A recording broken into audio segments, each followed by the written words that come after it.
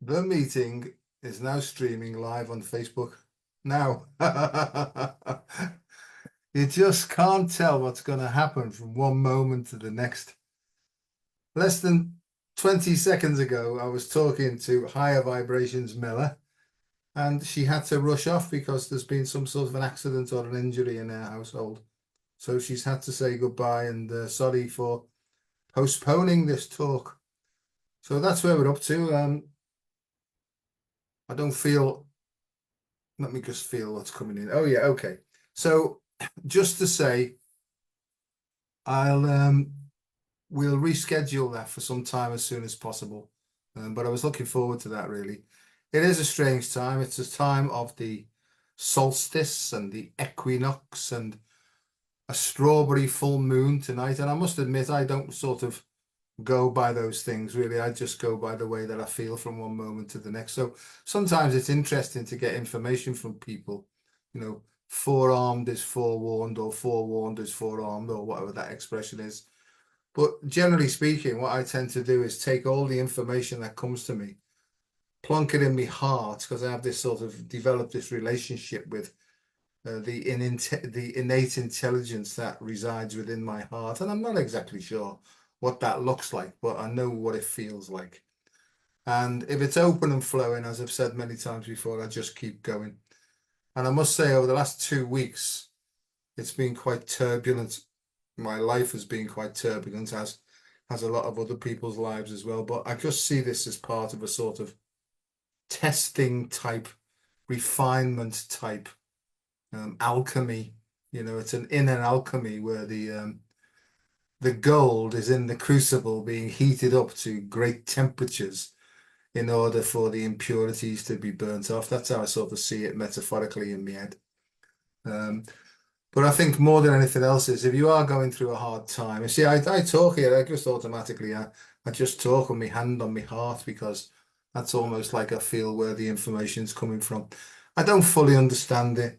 I have my own pictures of how this works. What else has been happening to me? I just go back when I feel off key or off balance. I just take a step back, breathe deeply in and out of my heart for a bit, sort of open the holes in the soles of my feet and just allow the energy of Mother Earth to sort of climb up my legs, up my spine, and out the top of my head. That to me is centered and grounded. The centering comes from an open heart, and the groundedness comes from a deep and open flowing connection from Mother Earth. So the crown of the head, the cosmos or the masculine principle, and my feet on the ground is access to the feminine principle. And I didn't know I was going to say this, but I'll just carry on because it sounds quite good. Yeah, and really it's the meld and the mix and the dance between those two principles, not necessarily male and female, but masculine and feminine principles. Also represented in various cultures by different words like yin and yang. Yin is the female or feminine principle. Yang is the masculine principle. So it's really about surrendering to this great big shift, this wave of cleansing that's coming in, which is causing this great upheaval. And it's surrendering to that to allow this also mystical union or sacred marriage to take place. And in that sacred marriage and the union, the golden child is born. No idea.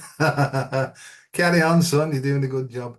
What else is happening to me? There's all sorts of new light language tones and dialects coming in. Some really deep ones, and some really high ones as well. Almost like tweeting. So I feel that because the light body, if you like, or the soul is being activated by the solar energy and these impulses from the sun. I think that the soul's being animated because animus anima, animum means soul, and that's um, the active principle really. So the quickening, the soul is speeding up in its vibration, and in its attempt at embodiment, it's actually infiltrating the human system. And I think in that process, and I've talked to quite a few people about this recently, is If there are obstructions in the physical body, then as the soul gets closer, the pain gets worse. So the idea is that in the 3D world where we exist as this body avatar, whatever the hell you want to call it, it's important really to stretch, to move, to surrender, and to just basically relax as much as possible and try and be guided by this energy that's trying to come through us, converge with us. And I think in the end, the way I'm seeing it now is the more that we relax, the more this soul, light body energy is actually radiating through us. And it's in that radiation that other people feel the benefits of that as well. Not that this is about saving anybody else, but I think what seems to happen is as we relax and let go and trust the process without overanalyzing anything, I think what happens is it almost like draws people to us to say, you know, you seem to be doing all right, you're looking well, how are you doing it? And just basically pass the information on. And in simple terms, what's the information is that basically what you're looking for isn't out there or in here, right? It's in there. That's where the keys to the kingdom are, without putting any religious slant on it. But I think that spirituality to me means being aware of the energetics of the situation. And it's really all about managing energy, managing time through becoming aware of your breathing and your emotional state. In the end, it becomes quite simple. How can you tell you're offline and back into your ego's instructions because you feel blocked? You don't feel flowing. You might feel envious. You might feel jealous. You might be filled with self-pity that nothing's working for me. You might be filled with anger or resentment. And these are all the indications that the head is back in play, really. And I think a lot of people they say that the ego needs to be destroyed. In my way of looking at things, which is just my way of looking at things, I don't think it's the ego that needs to be destroyed. I think it's the ego attachments that need to be loosened and let go of, really. So the bondage of self is really the ego attachments, which has caused us to attach to things that we thought that we needed, when in fact we were imprisoned by them, really. They say about possessions is the more possessions you have, the more possessed you are, really. So I don't know what this is about. It's turned into one of those sort of, oh, he's on his soapbox again, but So there we are. How do I feel in myself? I feel open and flowing. I felt physically tired a lot this week. I've just sat down and then just come round an hour late. And I see that's all part of the rest, the recuperation, the recovery. And what is it that we're recovering? Well, basically, I feel in the way I explain things is our essential soul's purpose. I think I can see that I've been living almost like what I call a second nature life. And I've sort of been misguided through naivety, stupidity, arrogance, and all those things. I've been duped and misguided away from who I essentially am, which is here. It's in my heart of hearts. And I think once you realize that there is an innate intelligent resource in here that's connected to everything, I think that you can actually almost like request, if you're in a situation that's difficult, is almost tap on your heart and just say, look, I'm in a tricky situation here and I don't know what to do. There's this set of voices telling me to do this. There's another set of voices, like a bipolarity, telling me to do this. I'm a bit confused, so I'm going to package it all together. I'm going to bung it down there. If you could possibly give me some inspiration or intuition or a bit of a nudge, right, as to the best way forward for me and for everybody else in a healthy and not harmful way, I ask that, And so what is it that I'm asking? I'm not really asking something that's outside of myself. I just think I'm asking a deeper wisdom inside of myself. And I think that's what surrender means. And that's what trust in the process means, really. And as for other things that are happening is people saying that they'll be getting more telepathic information. That's certainly happening for me. And telepathy is not about actually listening to exactly what other people's thoughts are. It's more or less an indication of their energetic state. And what I do now is, and I get confused now about the we mustn't judge. I don't think humans must judge. I feel that humans do judge, right? But I think there's an unconditionally non-judgmental side of us that just watches and laughs at everything, really. So the more I stick with that side of things, the more people get let off the hook, you know. There's a line in a book that I read, and it says, "We are not saints. The point is that we are willing to work along spiritual lines." And that's what I'm trying to do. And I know some people don't like my style of putting stuff across, but you know, hey, I'm all right with it. It seems to appeal to a lot of people. All I'm doing really is sharing my experience of what I went through, where I'm up to now, and my hope for the future. And I just do that by the way that I feel. So I should have been looking at the thing here. I'm gonna put my comments on here and see if I'm on here. Let me have a look. Oh yeah, there we go. What's you saying? Ria, my love, make a pathway, Louise. Gary, nice to see you, mate. My regards to your good lady. You're looking well, Joseph. You need to get your eyes tested, young lady. Yeah, so there you go. I never prepare for anything now. I just more or less turn up and just open my heart up. And I don't know, you know, I'm not a religious person. I've been religion a long time ago, but I do feel at the core of all the religions is the one message, you know, treat other people as you'd like to be treated yourself, unless you're a weirdo and you're like all that smacking on the bottom stuff and all. And I don't mean that. I mean, just open your heart up, be as kind and as helpful as you can, and try and live a healthy life, you know. And if somebody's struggling, try and help them to make choices that make their life healthy as well, you know. And I can see across the world that systems are collapsing now rapidly. The financial system's in ruins and it's falling apart, you know, not based upon anything substantial at all. The education system is in a real mess. And I seem to have got myself involved with writing curriculums, new curriculums for education right across the board, for primary school information, you know, education systems, nursery. And one of the big things that I'm seeing more or less is we've moved away from physical education and understanding the body. We've moved away from children being honest about their emotional experiences. And really, it's really to help children to be honest about the way that they feel and to be relaxed and to move about and play as much as they possibly can in those early formative years.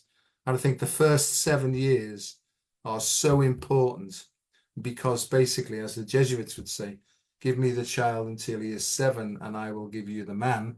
But that was used in a sort of controlling, manipulating way. I think I like the old Tibetan, the ancient Tibetan way, where when the child was born, the parents watched the child to see what its innate sort of interests were and what it was naturally good at. And then they tried to facilitate an environment where their skills could grow in the environment that they were naturally capable of. And I think that that's where we need to go back to really is not pushing a child into some sort of standard curriculum and getting them to force all their energy on spending time on trying to improve things that they're not naturally inclined towards, you know. So there'll be somebody else who can do those sort of jobs. And I think I'm calling this sort of new world because democracy is dead if it ever existed, you know. But, you know, something called like soulocracy, really, where decisions are made from the heart and soul, you know, a positive thing, right? Decisions are made maybe with 12 people sitting around a table, maybe 12 people from different backgrounds. Put the theme in the middle and then just open their hearts up and see what intuitive guidance comes about the way forward. That's how I see this going. And I've got some ideas on how corporations and companies can actually get to this bit where they can actually know that their heart is open and flowing scientifically and neuroscientifically, and then they can come to a consensus, a heart-centered consensus about situations and take that forward. And I also see the number 12 is important to me because 12 there joining up with another tribe of 12, with another tribe of 12, and working across the planet. So I sort of see this great dodecahedral structure bit like a Buckminster Fullerini type of thing, But like like the leather case balls that we used to have, they like as sort of funny shapes and they were all pinned together. I sort of see the world sort of going like that, where each of these shapes is working to the same purpose. Anyway, I'm waffling on a bit now, but what do you mean? And Neil Plested, I know you're watching. I know you're saying to yourself, "Oh, what's he going on about now?" Just shut up and get running, Joe. So there we are. If you're suffering at the moment and you're finding it difficult, try. And I know it's hard because your head will jump in and say, I haven't got time for this. But what I've found is the more time I can take a step back, create space, the more information comes in of, if you like, a more intelligent nature that gives me more ideas and inspirations. And I can almost like feel my way to the next action that I need to take based upon the information received from my heart and not tricky dicky head up here. Because as I've said often, and I heard it many, many times before, this is the seat of stinking thinking. It works off threat, and any decisions that come from here are closed and defensive. What we need to do is identify through our feelings whether you're feeling tense, because there's a lot of stuff goes on here that we're not even aware of. If you're feeling tense, it's likely some emotional processing that's going on as a consequence of threat detection, right? The idea will be to feel the feeling, take a step back, don't take any decisions, take a step back, get into almost like a neutral space and ask the question, what is it here that represents a threat? And most of the time, it's something that can just be brushed off, like a cow's tail swatting away a fly. That most of these things, as my old friend Ken, God bless him, he's in the world of spirit now, he'd say most problems are like pole vaulting over mouse turds. They're absolutely insignificant when you take a step back and look at them. So that's where I'm up to. It's tricky. The timers are tricky at the moment. Who can you trust? Right. If you've got 4 or 5 or 6 people who you can just spill the beans on and talk about anything at all, then you're very fortunate. But I would suggest, based upon my experiences, spill the beans and come to your own conclusions. And really, I don't feel it's my job to give any advice to anybody other than to say the answers that you're looking for and the solution is in here. This is where the problems are. This is where the solution to all problems are. So go into your own heart and ask your heart of hearts, what do I as an individual need to do here? And it's very possible that you might have to take an action that's exactly the opposite of what I think you should do. But there you go. It's about personal responsibility, personal choice, and accepting the consequences of those choices. And I can see looking back at my own life, I did a lot of terrible things when I was drinking and when I wasn't drinking as well. I'm not a saint, but I look back now and I realize that I can't take my mentality now back and say, should have done this. My mentality can go back now and say, I didn't realize what was going on. Of course, I'm sorry if I hurt anybody. I've gone back, I've made amends, I've said sorry. And so I come back up here now and I just try and feel my way through with this open and flowing heart. Now, that's just the way I do it, and it could be exactly the opposite of what you need to do. But I think what I feel is that we need to find ourselves first. I thought I knew myself, and I didn't have a clue. It's amazing what it's like uncovering, recovering, and discovering that basically I've been sort of like a programmed automaton living a life of slavery and servitude. And now I'm becoming more and more and more free all the time. I'm writing this book, as you know, and it will come out sooner or later. It's called The F-Off Approach to Health and Happiness. And a lot of people go, "Ooh," in my profession, in medicine and health, they go, oh, you can't use a title like that. What about your reputation? I really couldn't give a hoot about my reputation because it makes me laugh. And to most ordinary people, the common people, right, it makes them laugh too. And the F off stands for focus on feelings first. Don't trust that, trust that.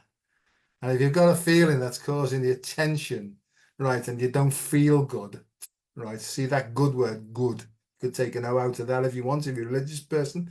If you're not feeling good, stop.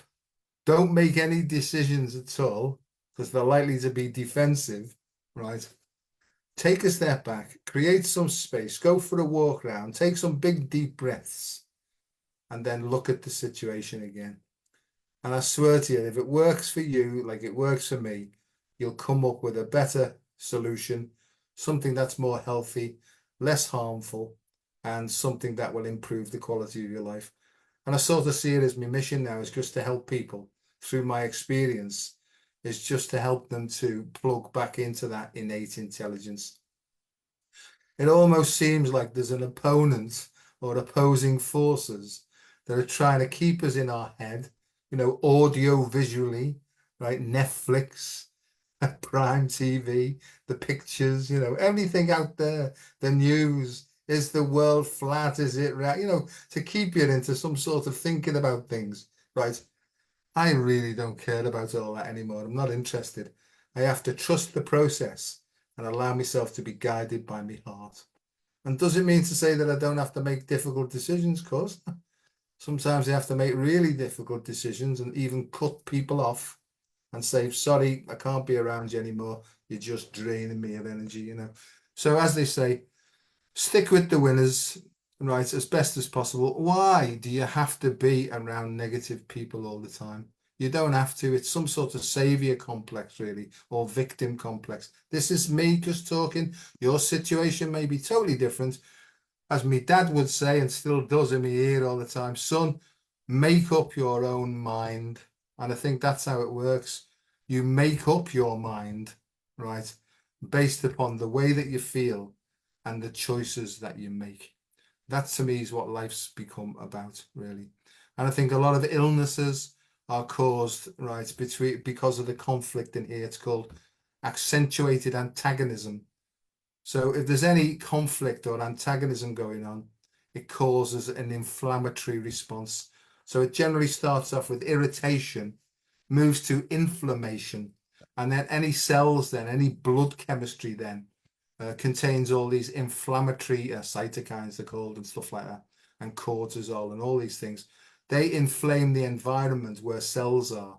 And the cells, because they're living things as well with their own intelligence, they do things to protect themselves as well. So they toughen up, right? And they almost like invade other tissues. And I know that you know what I'm talking about here. So really, it really starts with becoming aware what your body is trying to tell you. It doesn't talk to you, but it talks to you in feelings of discomfort.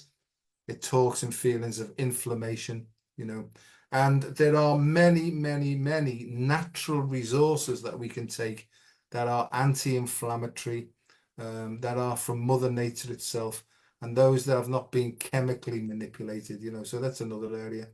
I've learned so much. I've still got a lot to learn. Evening, Rita, my love. I hope you're keeping well. Must have a cup of tea with you one of these days. I'll pop in and see how you're getting on. We'll see. So yeah, that's where I'm up to. I know that you were expecting Ella, and myself, but she's off to go off to sort something out. I hope everything's okay there. So let me just see if there's anything else. Yeah, I've got a YouTube channel. I don't care whether you look at it or not, but on the YouTube channel, there's a lot of neuroscientific and medical information on there, right, that will help you to get back in touch with this thing here and to tune into your innate wisdom. So there's stuff on there. It's called the I Am approach to health and well-being. There's loads of stuff on there. What else can I say to you? That's it, really. I think more and more, there's going to be more and more chaos brewing over the next few months or maybe even years. But it really, more than anything else, is centered and grounded. And if you don't know how to do it, please go and find out. Maybe have a look at the videos that I've put up. But it all comes down in the end to focusing on your feelings or your emotional state and your breathing. Because as Buddha said, apparently, never met Buddha, sound like a good fellow. He said, just become aware of your breathing. End of story. And I've sort of trained myself in that now. And I'm almost like my left ear's tuned into my heart and how my breathing is. So I feel, how's me breathing? How's my emotional state? It's okay. Okay, son, just keep going. It's not okay. Okay, son, take a step back, sit down deeper, have a chat. That's how I do it. You know, as I say, I'm learning like everybody else, and happy. I think I don't know whether I've said this, but happy solstice, happy equinoxal, right? Um, Good evening to my friends down under, or it could be good night. I don't know. I get mixed up with all these time things. But yeah, that's where I'm up to. Considering where I've come from, I feel very, very grateful to be alive. Sometimes I get pissed off like everybody else because it just sometimes things don't seem to be moving in the direction that I think they should. But I got told a long time ago that the more expectations you have about how life should be and how other people should behave, the less peace of mind that you've got. So if you can let go of expectations, right, and just get on with trying to find the joy in your own life, I'm absolutely certain. Anyway, let's see. Any comments on here? Nobody wants to say anything to me, but I can see a load of you watching. I know you're criticizing me. I can tell. I can just, I don't care. I really don't give a hoot. One of the things about practicing this way of life is, and this is the biggest miracle is, I used to care so much about what I thought other people were thinking about me. And now I couldn't give a shift. I couldn't give a shift, right? And that's a great freedom to me. Because if I feel and I think that I'm doing okay, that's all I need to know, right? But other people, including me mother, she's still at it. This is what I think you should do, and I say to me mother, "That's very, very kind of you, mum. Thanks very much. I've listened to everything you've got to say, and I've decided to disregard it all." And my mother doesn't swear often, but sometimes she swears a lot when I'm around. But we have a good laugh and joke about it. So there you go. Mandy, my love. Mandy's my cousin. Lovely to see you, darling. Okay, that's it. Here endeth the lecture for today. Let me just have a feel. Yeah, I'll get back in touch with Higher Vibration Mela, and I hope everything's going okay for her there. She had a bit of a problem there. I call her the Queen of the Ozarks. So on that note, wishing you all a lovely, lovely evening on the longest day plus one. And remember, oh, I know what it was. And this has been coming to me strongly. I get this poem from my dad all the time, If by Rudyard Kipling. If you can treat those two imposters just the same. But I got, Joe, what about what if? What if helping other people is making you sick? What are you going to do then? What if caring for other people is making you ill? What are you going to do about it? And that takes some really serious, deep thinking, right? Because there are a lot of people who need help. But what I got, the thing that came to me was, Joe, understand that every single soul chose their own pathway. And it's up to you now to choose yours and be honest and be true. To thine own self be true. And sometimes if working with and working around other people is making you ill and making you sick, I feel strongly that something needs another review there, really. And this is where it highlights that if you've been brought up to help everybody else and you've forgotten yourself and you're becoming a lost soul, then maybe it's time to say, I've given enough. It's time to start taking now. And I don't mean taking from other people. I don't think that any of us gain any benefit or any reward by taking from anybody else, right? If you're living your life at the expense of others, I think that there's some sort of a principle involved there where you'll get paid back in the end. So as you sow, so shall you reap. I think it works like that. But what I'm trying to say is I got this strongly is because lots of people say to me, I'm really absolutely shattered. I feel sick. I feel this, that, and the other. And that's because they're giving away the energy that they need for themselves. It's depleting their immune system. And when their immune system is low, what actually happens is all invading sort of organisms start to basically infiltrate them. You know, there's all sorts of like parasitic infestations. Some people use old words here. They get possessed by negative forces. And that's because they've allowed it.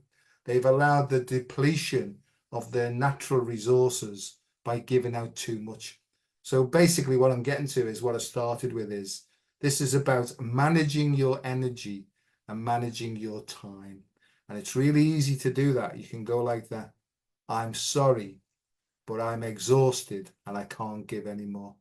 Now, if anybody kicks off and you saying that and being honest, you need to review your relationship with them. See, I've become the Pope. Look, like I've become the preacher. This is only what I found out about myself, in that I was giving out too much and I was draining my own resources. And then I started to get ill, and then I started to have to take external substances then to try and pep me up, if you catch my drift, to try and pep me up.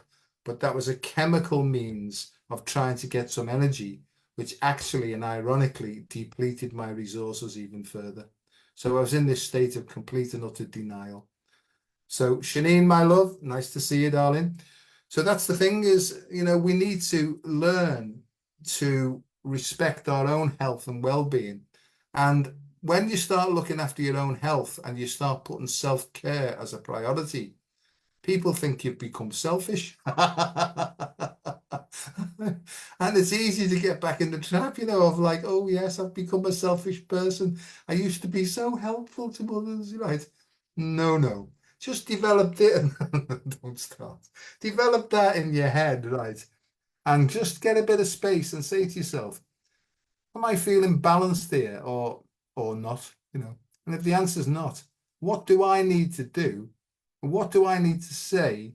And what choice do I have to make in order to rebalance this? Because I realize that it's a good thing to give, but it's not a good thing to give too much.